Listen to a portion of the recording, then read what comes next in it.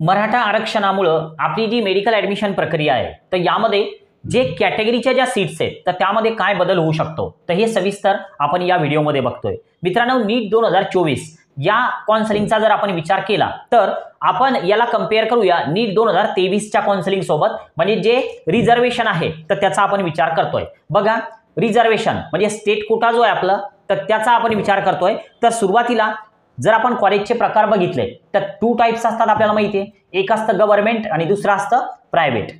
वेगवेगळ्या प्रकारचे रिझर्वेशन दोन्ही कॉलेजमध्ये असतात, म्हणजे दोन्ही कॉलेजमध्ये सारख्या सीट्स नसतील, जसं की ओपनला जेवढ्या गव्हर्नमेंट कॉलेजमध्ये तेवढ्याच ओपनला प्रायव्हेट कॉलेजमध्ये असं होत नसतं, वेगवेगळं रिझर्वेशन असतं। तर त्यामुळं सविस्तर बघूया। बघा, जर समजा आपण एससी या कॅटेगरीचा जर विचार केला तर गव्हर्नमेंट कॉलेजमध्ये एससी कॅटेगरीला 13% एवढं रिझर्वेशन असतं।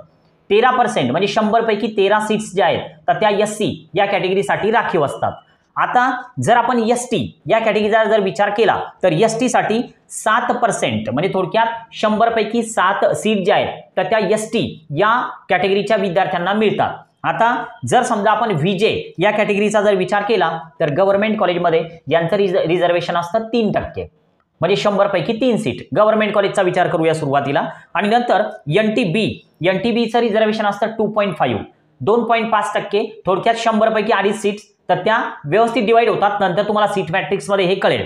त्यानंतर एनटीसी, तर एनटीसीचं जे रिझर्वेशन आहे तर ते आहे 3.5% आणि एनटीडीचं रिझर्वेशन आहे 2%, म्हणजे 100 पैकी 2 सीट। आता यानंतर अदर बॅकवर्ड क्लास यामध्ये एसबीसी सुद्धा आलं, म्हणजे ओबीसी आणि एसबीसी दोन्ही एकत्रित आलं यामध्ये, तर हे रिझर्वेशन असतं 19%।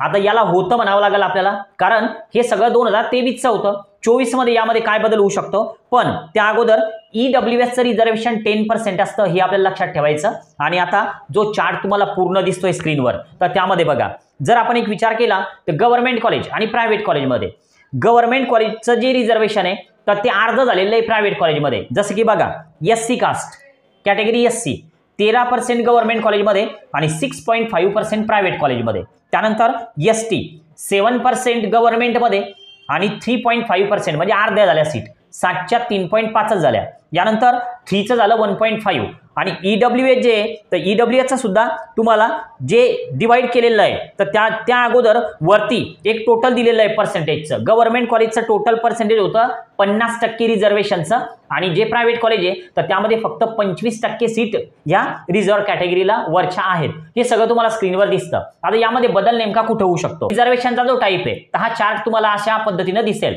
म्हणजे एससीला किती, एसटीला किती, व्हीजेला किती, जो स्क्रीनवर तुम्हाला चार्ट दिसतोय तर या पद्धतीने हे रिझर्वेशन असेल। आता हा व्हिडिओ जर समजा तुम्हाला महत्त्वाचा वाटत असेल तर नक्की एकदा व्हिडिओला लाईक करा आणि नवीन असाल सबस्क्राइब करा।